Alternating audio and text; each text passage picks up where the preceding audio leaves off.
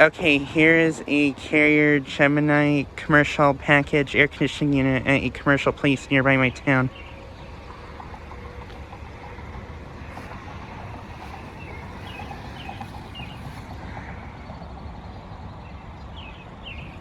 Currently not running.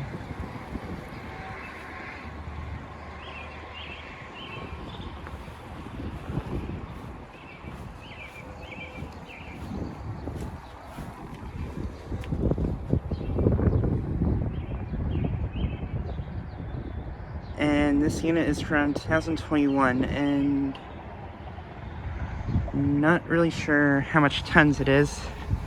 I'd probably say this is about like maybe 15 to 20 tons, maybe. Could be wrong, but yeah.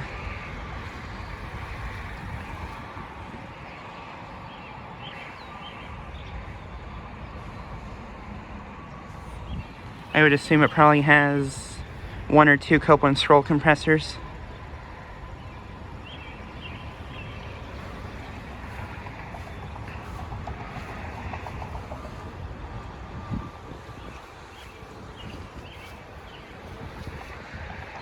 But yeah, just like a quick video for this unit. Anyways, thanks for watching.